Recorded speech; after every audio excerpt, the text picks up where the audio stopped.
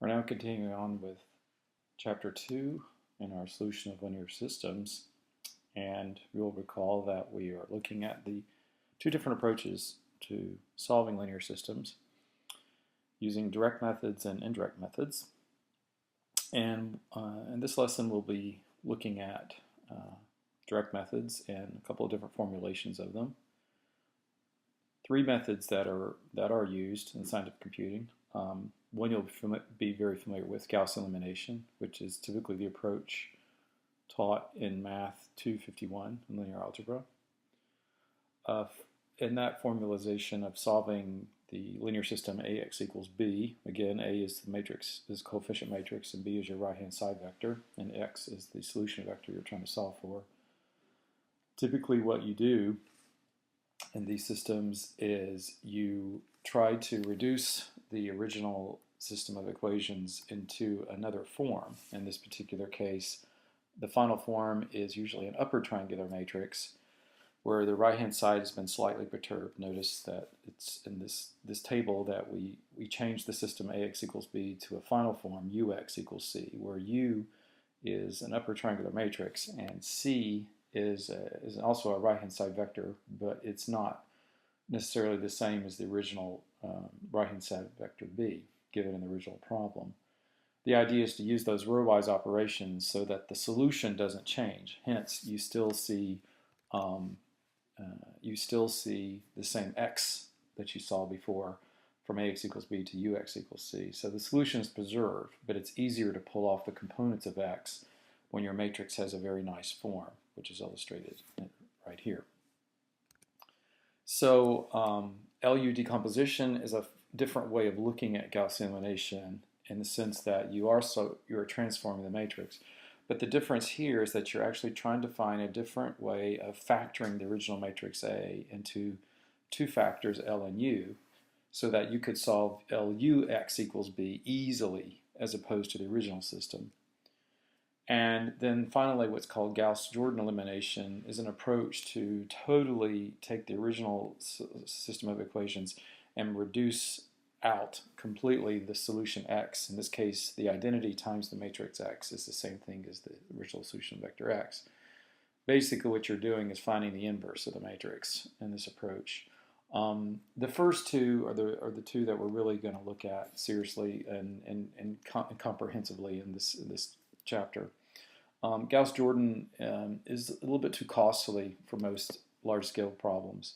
Although theoretically it's very nice approach to use, but I think computationally it's too expensive.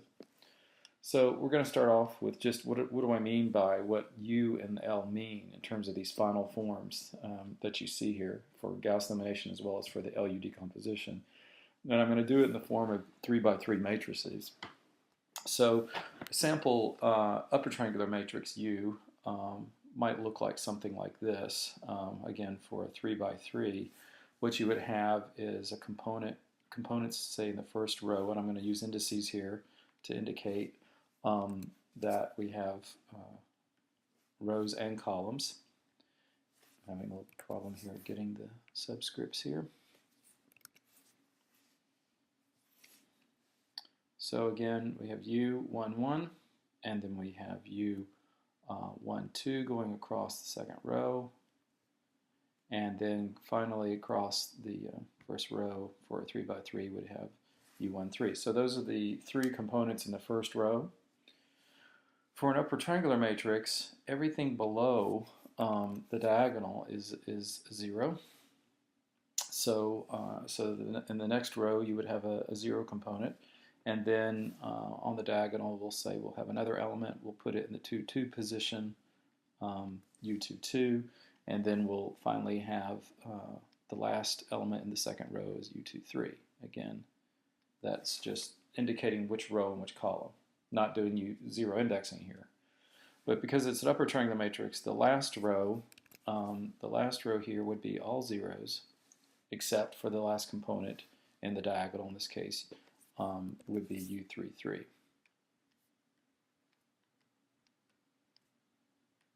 Get a 3 there. So what we have here is what we call an upper triangular matrix. Everything below the diagonal here is 0. Okay, this is just a 3 by 3, but it gets an illustration of what we're looking at. So in doing Gaussian elimination, we're actually finding an equivalent solution instead of solving a dense matrix Ax equals b, where the matrix A has all the elements provided with very few, if any, zeros. This matrix here has a very nice form that'll make it very easy for us to pull off the solution one component at a time. The third component, then the second component, and the first component, because of this triangular structure. And we'll see that in just a minute. In terms of what the indexing would look like for a lower triangular matrix, we could call this matrix L. I can get the pen to behave here. So the lower matrix L in this case would be another matrix, and since it's lower triangular, what that would mean is that you would go down, say, the first column, L1, 1, then L, in this case, going down the first column, we'd have 2, 1, and then we would have L3, 1. But then when we go across the first row, because it's lower triangular, you would have zeros in those positions, and then the middle diagonal will be L2, 2, and then a 0 here, and then at the bottom row here you'd have L3, 2, and then L3, 3. And that would finish out this matrix. So again, this is lower triangular in the sense that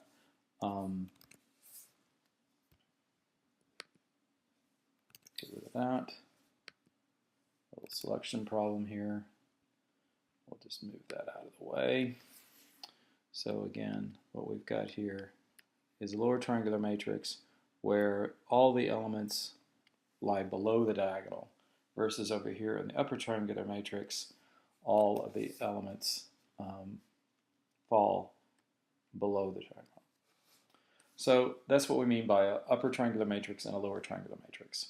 Okay, and again, this is only for a 3 by 3, but I think you get the gist of it, that anything below the diagonal will be assumed to be 0 for the U case, and for the L factor, everything above the diagonal would be assumed to be 0. So let's look at LU decomposition, just to understand how those L and U factors are used before we go into examples, a specific example demonstrating Gaussian elimination as well as LU. The idea behind LU decomposition, which is commonly used in scientific computing, it's a more efficient way of solving linear systems, is again to transform the original linear system, Ax equals b, to this particular form, A equals LU first. In other words, you're factoring the original matrix before you even begin to do the computations to find x. So the goal is if you can factor the original matrix as the product of this lower triangular times an upper triangular, then you can solve the original linear system Ax equals b as indicated here. We would actually think of substituting that factored form in for A. And so now what we're solving is a factored form of an L matrix times a U matrix quantity times the solution vector we're trying to find equals B. But what you can do initially is to look at some ordering here and say, well, let's just look at the fact that you've got two matrices times the vector, and consider, for example, the fact that it's equivalent to the lower triangular matrix L times this quantity, U times X, quantity equals B.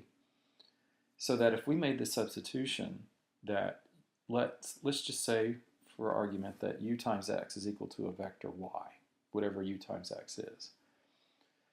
If we could figure out what the Y is, then we could solve Ly equals B, all right, by what we call forward substitution, and then take that Y, if we could get Y, and then what we call back substitution for the solution vector X.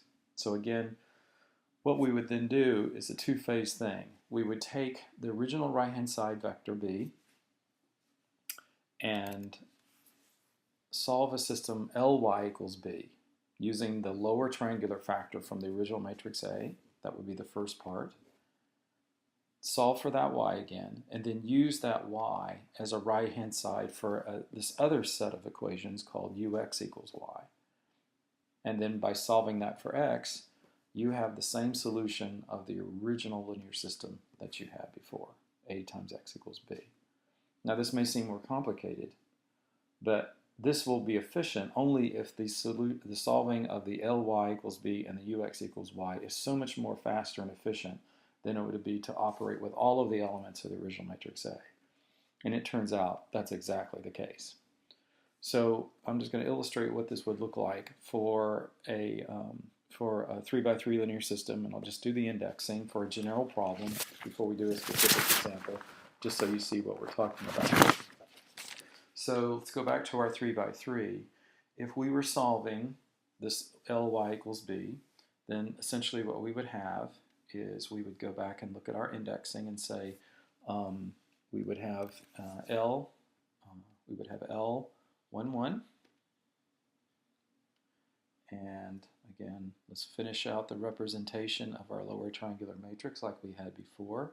L21, L22, doesn't look good there, 0, and then the last row would be indexed L31, L32, and L33. Again, these are just general placeholders. Sort of in designing an algorithm, it's good to just sort of do it in a generic way before you would even code it or program it, so we kind of understand what the operation's going to look like and what the complexity of solving problems is going to be. And again, let's index the Y. Again, there's just 3 components because I'm just solving a 3x3. So let's just represent the Y matrix this way, excuse me, the Y vector this way, and then set that product equal to the original right-hand side.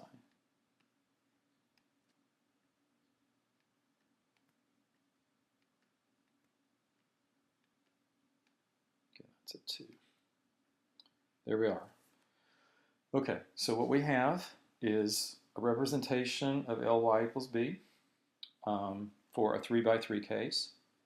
But here's the deal. The special form of that lower triangular matrix, if you were now to go back and think about what matrix vector multiplication, how that works with your linear algebra class in 251, again, what we would take is the inner product of the first row and the solution vector y there and set that equal to b1. Well, if you did that, because of those 2 zeros right there, all you're going to get when you do that first inner product is you're going to get L11 times Y1, and I'm going to skip some spaces over here. That's just going to be equal to what? B1. Again, how did I get that? You're doing the inner product. That means L11 times Y1 plus 0 times this plus 0 times that. So the 0 components annihilate anything to do with Y2, Y3, and all I'm left with is L11 times Y1 equals B1. Do the same thing for the other 2 rows. Then you would have L21 multiplied times Y1. But now you're going to add this other component plus L22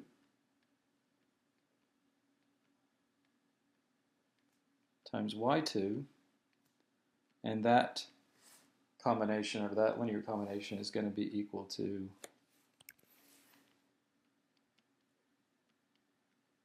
B2. Again, the 0 in the last position of that second row will be multiplied times Y3, and that's why there is no Y3 component. But notice something. You could quickly solve for, Y1 easily because you would just divide through by L11 and you'll get Y1. And then if you have Y1, you could substitute it in here and you'd be able to figure out Y2.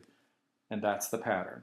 You can pull off the component of that Y vector, a new component on each step. Let's go ahead and write the last row.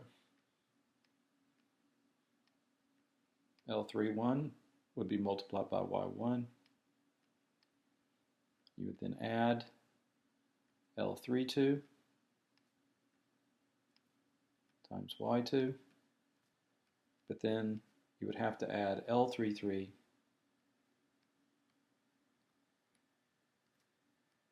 equal to B3.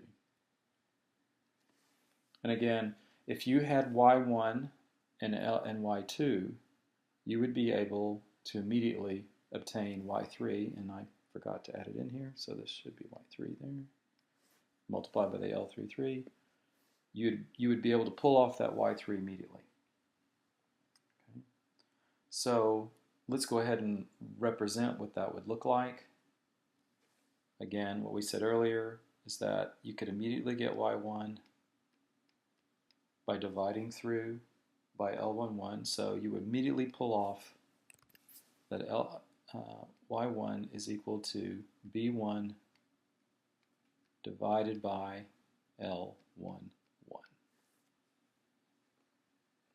And then you could get, once you had y1, how would you solve for y2? Go back to this second equation right here. Just go right here, look at this, and say, gosh, if I had y1, then I could push everything, I could multiply y1 times L21, push it over to the right-hand side, and then what I could get is that y2 then would be b2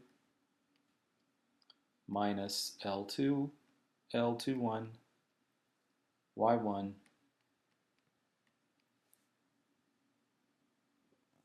and that quantity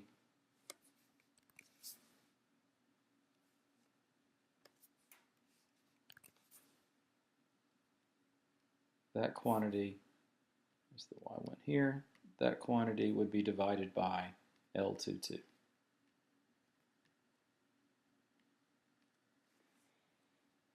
And then lastly, you could see if you have computed y1 and y2, then you could substitute them in the last row. And finally, what we would get for y3 is we would have to have in parentheses b3 minus two products. You would have minus L31 times y1 minus L32 times y2. That quantity would all be divided by L33.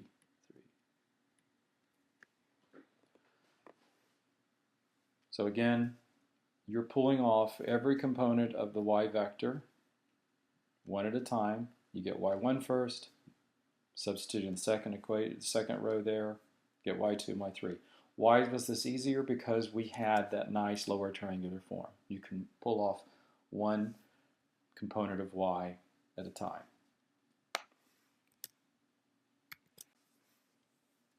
Okay, now since we have the y vector, remember, in solving a linear system Ax equals b using the LU decomposition, we've used the L factor. Now we need to use the y factor to get the x vector. We're trying to solve, in this case, once you have y, we are trying to solve u for ux equals y, and we will have the solution vector y, x that we see. Y is just an intermediate vector that we have to determine, and that was based on solving L y equals b.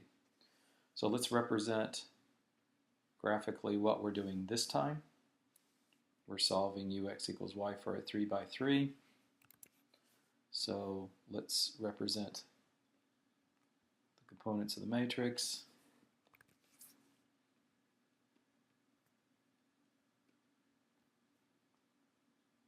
Again, we're going across the first row.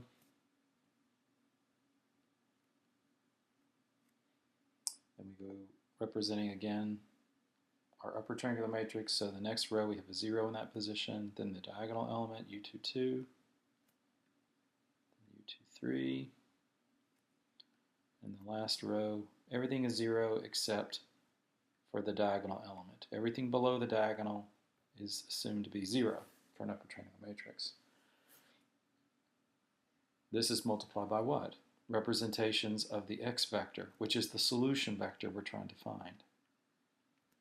It's the second phase of the LU factorization process and solve process.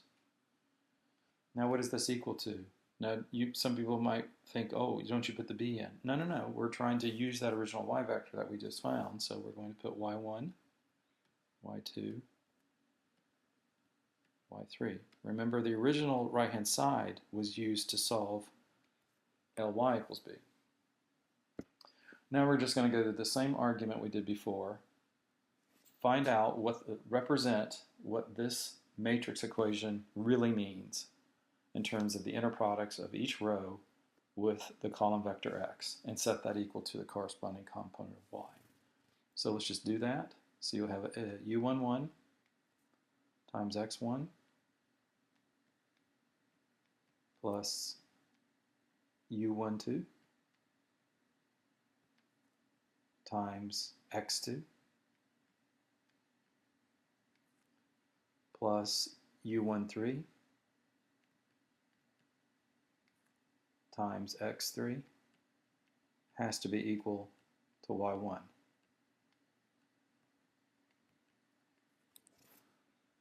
Again, you're multiplying, this is the inner product, so you take each component of this row with this vector, multiply each of the corresponding components in order, and then add them.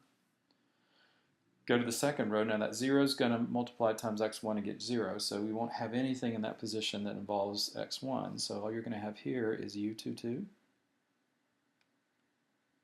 times x2 plus u23 times x3, and you'll set that equal to y2.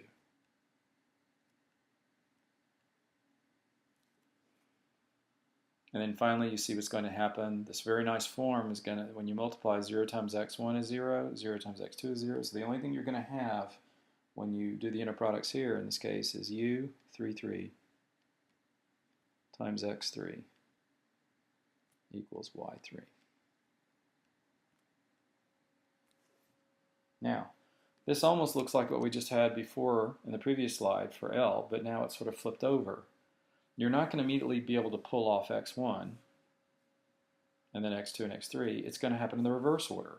You can immediately see that I can get x3 very simply. I can get the last component of the solution by just taking y3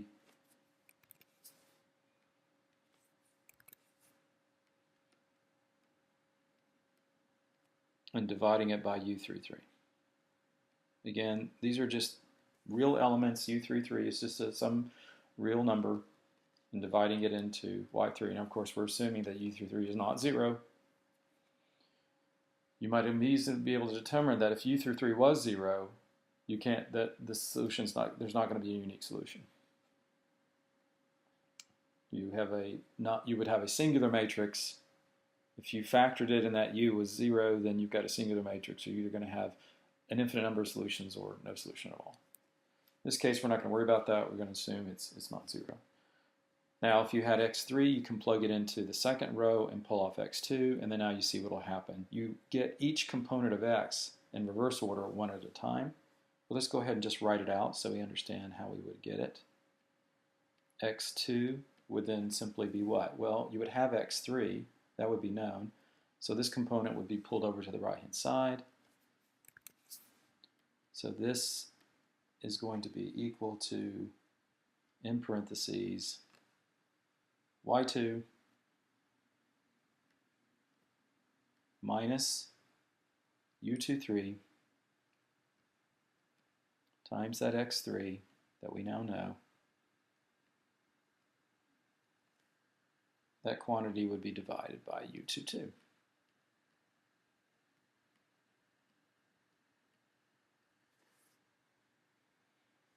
So once you have x2, x3, you could plug them into the top equation, and we would pull off the final solution component. x1 would be, in parentheses, y1, which we would know, minus u12 times x2 minus u13 times x3 quantity divided by u11.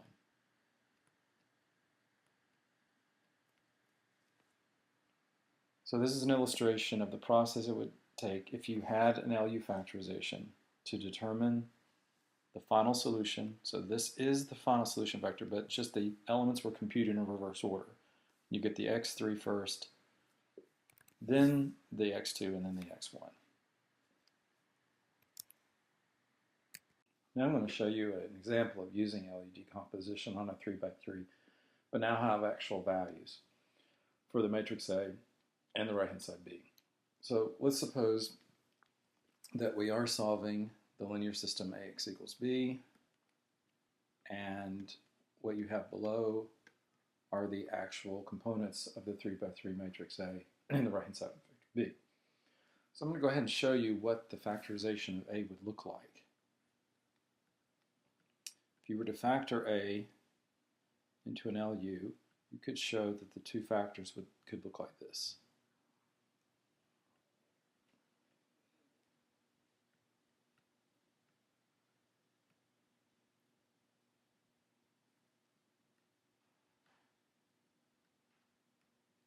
So those are the factors of A, where first we have L.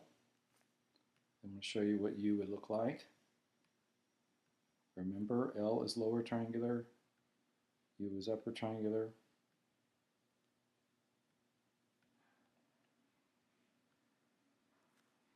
So 0, 0, 2. So what do we have here? Lower triangular matrix L is indicated here on the left. Upper triangular matrix upper triangular matrix U is here on the right.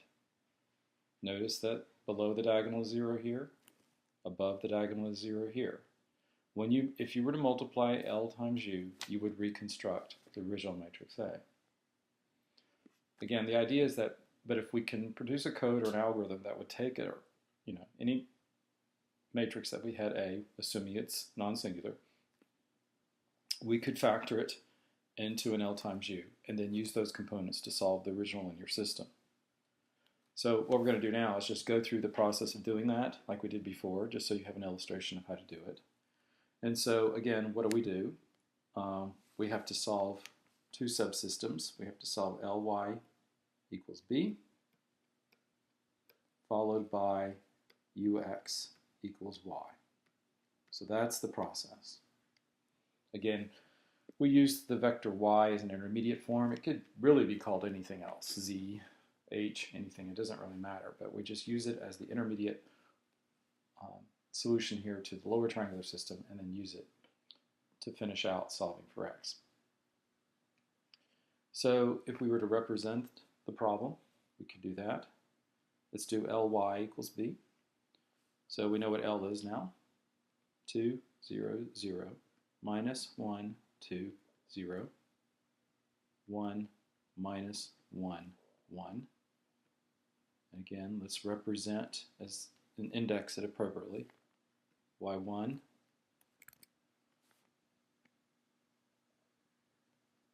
Y1, Y2, and Y3. Close the vector. What does that have to be set equal to? The original right-hand side B, 28, minus 40, 33.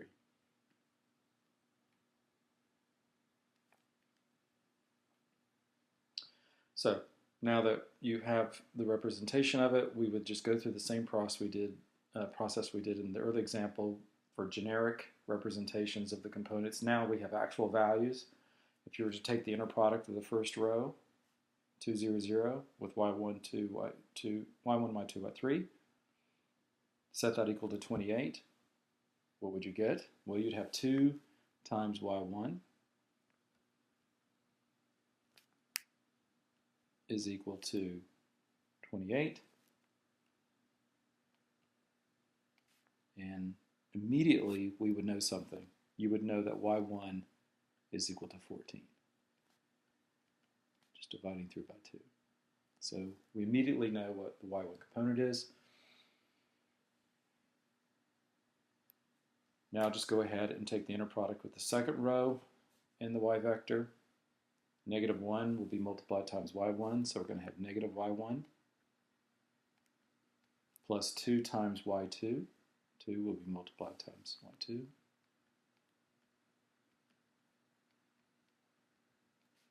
And that will be set equal to what? Well, again, look at the next component in the B vector, it'll be minus 40.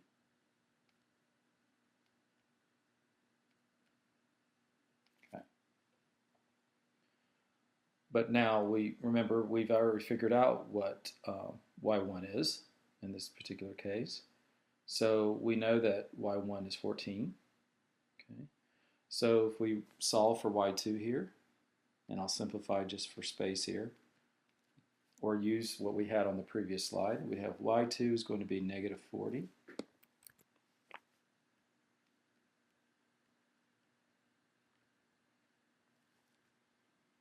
Plus 14, y plus 14, because you're going to have negative times 14, you're going to pull it over to the other side, so this will be plus 14.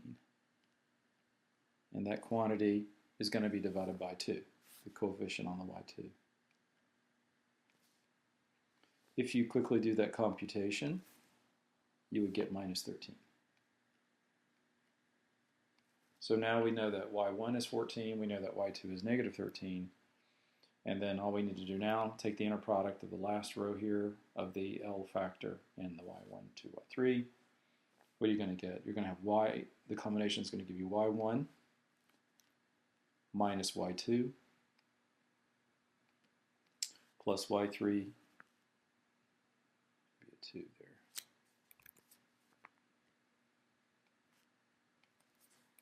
I think you can see what that is, even though it's a little bit messy, plus y3 has to be equal to 33.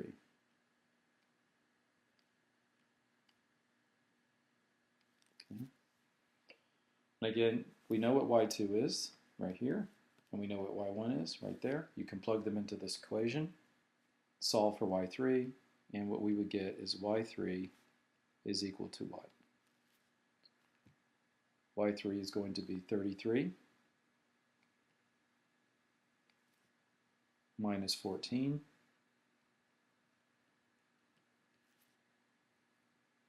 and we're going to have, let's see, y2 is going to be minus 13, which will be a positive 13 on this side, but pulled over it'll switch signs, become minus 13. And again, there's nothing in front of the y3 here, so we can just read off what the answer is. There's nothing to divide by 3, and we would get this equal to 6. So what we've determined this far is that the y vector here is really 14 minus 13, 6. Now we're not done. The original problem is to solve for x. All we've done at this point is solve for y. We're not far from getting the solution, because now what we have to do is solve this upper triangular system. But again, hopefully that solution process will be fairly efficient to do. Now we go to solve ux equals y. I've cleared the slide a little bit, and what I've done now is I've gone back and said, all right, what is u? Here's our u matrix. That'll be multiplied times the solution vector we're seeking, x1, x2, x3. But now notice I've filled in what y is. We've already determined that y is 14 minus 13, 6. So now just write out the equations representing this matrix times vector multiplication using your inner products. Set it equal to the appropriate component of the right-hand side vector. But again, we know that we can solve for the components of x very simply in reverse order because of this nice upper triangular form. So immediately we'll go for the last component. 0 times x1 is 0, plus 0 times x2, that's still 0. So we'll have 2 times x2, x3 is going to be equal to 6. So immediately you would know that x3 is equal to 3. So what we've determined is we know that the third component of the original solution vector is 3. How do we get the other two? Again, represent your inner products using this upper triangular form. 0 times x1 is 0. So what you're going to have is 4 times x2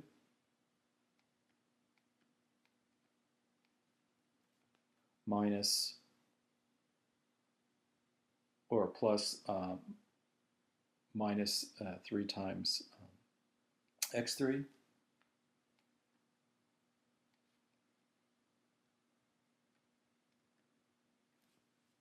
and that's going to be set equal to minus 13. As we see, that's the component of the y. But now we know what x3 is, so what we can do is then go ahead and solve for x2. x2 will then be equal to quantity -13 plus 9.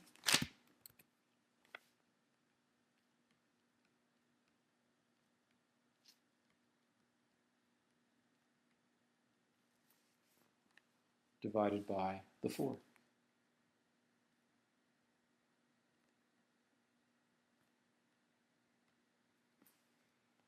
And again, -13 plus 9, of course, is -4 divided by 4.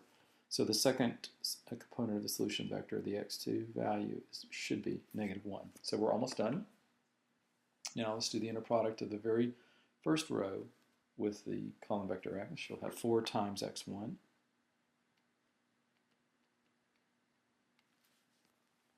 minus 3 times x2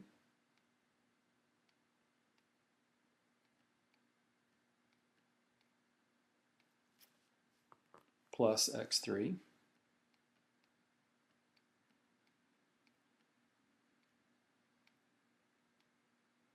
has to be equal to 14. And again, we already know what x2 and x3 are at this point. So if we substitute those in, then divide through by 4, we're going to have that x1 is equal to, in parentheses, 14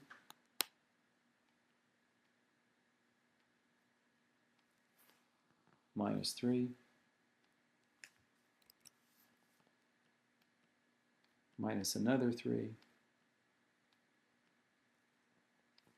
quantity divided by 4. And that will give us the final value of 2.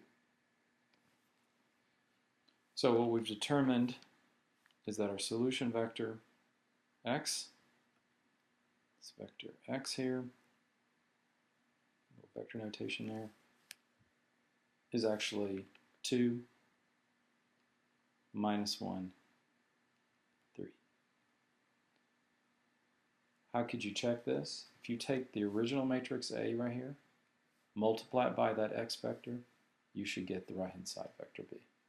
So what we've done is we've illustrated if you had the LU factorization or decomposition, sometimes we say factorization, sometimes decomposition is the same.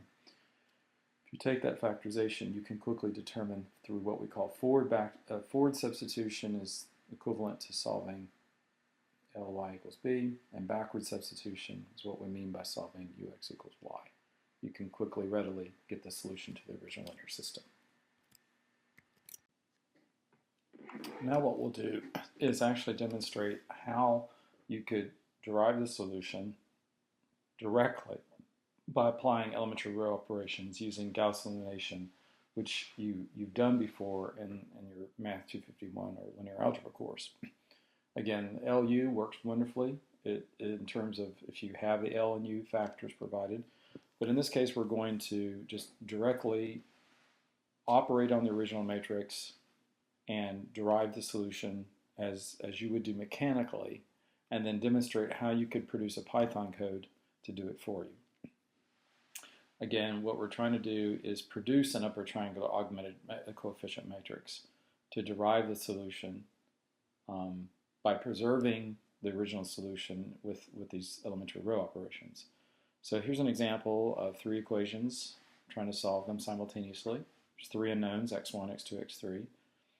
And what I've done here is I've actually indicated the corresponding augmented coefficient matrix. Again, you have the original matrix A right here with the vertical bar, and then we indicate the right-hand side vector B. And this is an augmented coefficient matrix. Augmented means we've added the right-hand side B, because when we apply the row operations, we apply them all the way across to the right-hand side. Just for the purposes of indexing, I'm going to call the first row A, the second one B and C, just so that we can sort of represent what the operations are. You could actually index them any way you wanted to. Again, the goal here is actually to end up with an upper triangular form here. in the augmented matrix using elementary row operations. The goal in this case is to take a particular diagonal element, like for example the 4 right here, and use that element to produce zeros below it using row operations. The form of an elementary row operation will look something like this, where you would say take any particular equation, say I, and it will be replaced by itself, equation I, minus some multiplier, sometimes we use the Greek letter lambda there, some multiplier, times another equation. So again, we're using equations, this is an I there, equation, say, J. Okay? So this is what's called the pivot equation.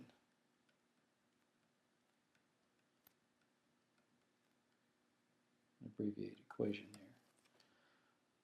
And hopefully by doing that, we produce zeros in the corresponding element that we're wanting to have in an upper triangular matrix. Namely here, we'd love to be able to zero out that element, we'd love to be able to zero out that element, and this one, so that we solely have a upper triangular matrix. So our goal is to produce zeros in those positions. And we can only do that by updating those particular rows, or row equations, whatever you want to call them, by some multiple of another one, right? So what we'll do here is, again, since it's a 3 by 3, the first equation, the A equation, is fine. There's no need. The zeros we're trying to insert have to come in the next two, B and C. So the script, if we're just trying to represent what are the operations that we're going to have to do, is what we're going to have to do is we're going to have to update equation B by itself using this sort of pivot equation approach. This is sort of just prescribing, and then we'll do it. We will take equation B, and it's going to have to be updated, and we need to use some multiplication of equation A to get it. So the question is what combination do we need to take of equation A and add it to equation B, and then and therefore update it to produce a 0 where that -2 is? One way to do it, again, using this pivot equation notation, is to simply take that element -2, divide it by the corresponding element that we use in the pivot equation. So this is called the pivot equation, the A one in this case. We take that element, which is 4, and divide it into the thing we're trying to zero out. Now clearly what this equation really says, what this script really says is that equation B will become equation B, what? Plus 1/2 of equation A. So if you took half of the first row up here, or this equation A we might say, and added it to the second one, B here, you see what's going to happen? You're going to have 1/2 of that 4 becomes 2.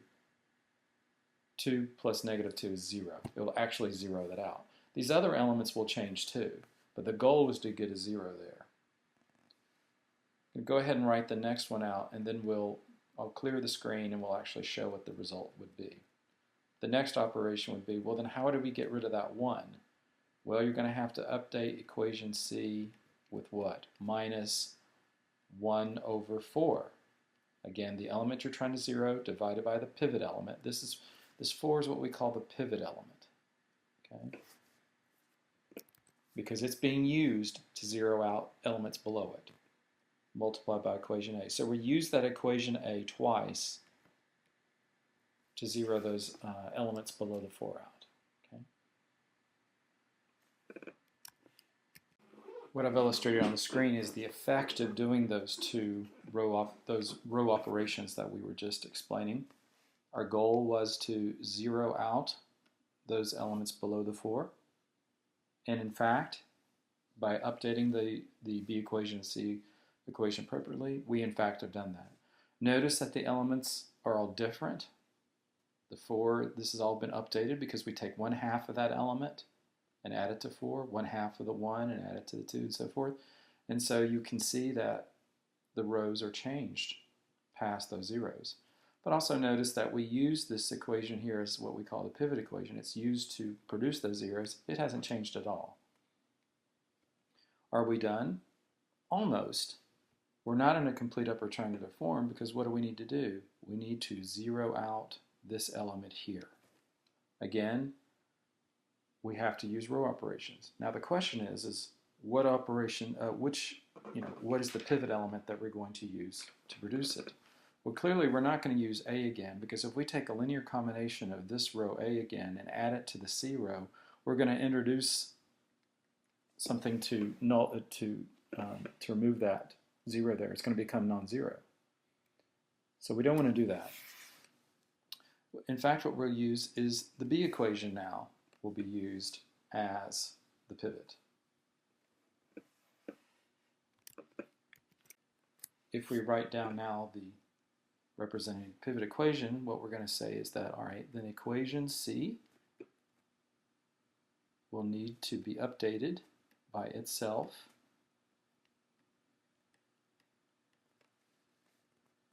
minus, now we need to get the multiplier correct, a combination with equation B. So we're going to fill in what should go for that lambda, the lambda value in the original form we used, or in this case it's called it's going to be the multiplier times equation B. So we're going to use the 3. It's going to be divided into this element negative 1.5. So we're going to have here is negative 1.5 divided by the 3.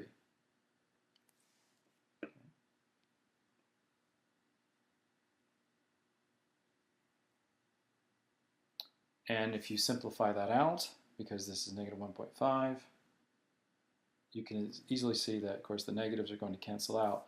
What we'll effectively be doing is adding, we're just going to simply take half of this particular row and add it to that. If you take half of the 3, that's going to be 1.5. Add it to this element here, that'll get the 0 there, and that's going to do the job for us. Go to the next slide, and now what we see is that we've actually produced the upper triangular form that we need, so that this reflects, the preservation of the original solution. So this is implied that this matrix times x1, x2, x3 equals what this right-hand side is. So let's just write out what those equations really are now. That means that 4 times x1 minus 2 times x2 plus x3 equals 11. Again, because what we're saying is that this row vector here, you could think of the vertical bar there as just reflecting that, we're still preserving x1, x2, x3, and that has to be equal to 11. Similarly, because the 0 knocks out the x1 position, we'll have 3 times x2 minus 1.5 times x3 has to be equal to negative 10.5. And then finally, 3 times x3 has to be equal to 9. Again, I think you've done this in linear algebra class, but it's a good review. If you now just do what we call back substitution in the sense that we will compute x3 immediately, you can see what that's going to be. x3 immediately is going to be 3.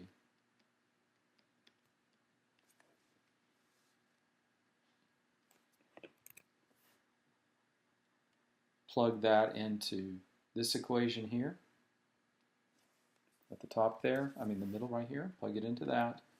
Solve for x2.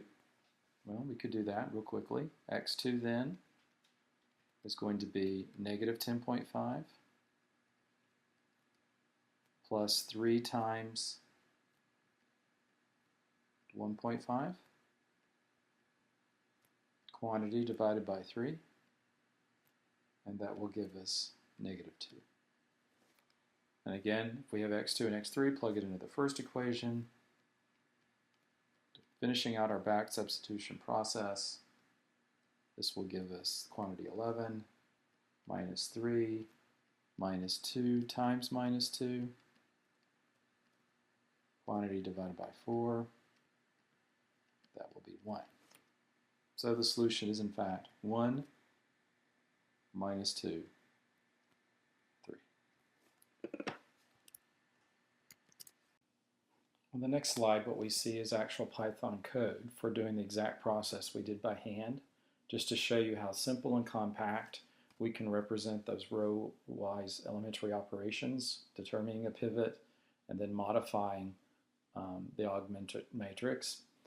Couple things I just want to point out in this particular Python code is clearly you're using 2 for loops, one nested inside the other. And we use the range function to get a list of indices that we need. Do keep in mind the meaning of the range function in terms of how it starts and how it's bounded.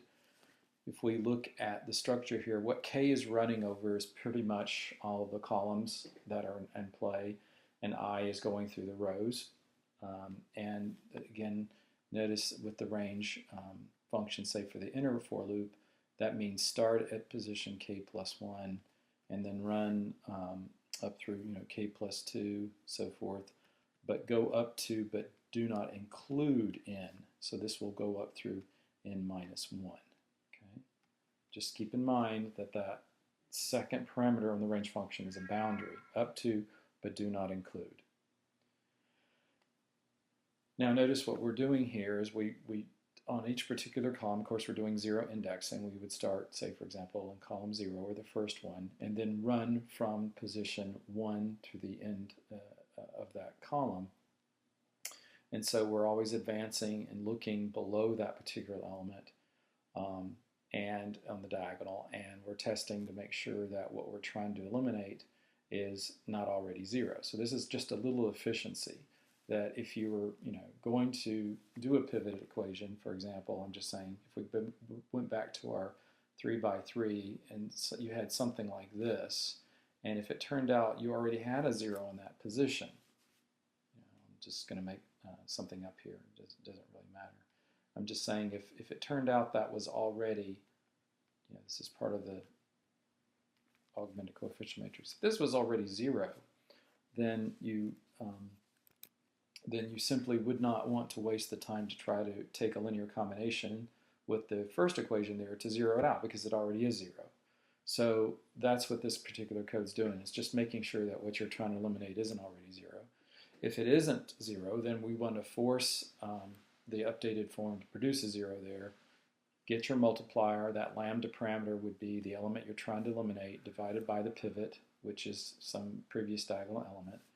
And then here's the code to do the row operation that you need.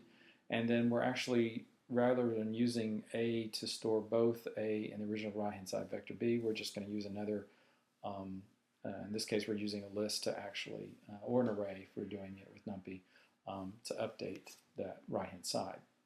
An interesting question to ask is, if you look at this code carefully and realize the fact that it's trying to produce this triangular form, is to say, what we're trying to get this triangular form here, is what happens to the elements that are actually below the diagonal. If you look at this code carefully, we never actually update. We're not actually filling anything in there. We're assuming that that would be 0 and just trying to figure out what happens from the diagonal to the right. So in effect, the elements of the original matrix are still sitting there below the diagonal. So that's what we mean by Aij for the case of I is greater than j. It's all the elements sitting below the diagonal, right?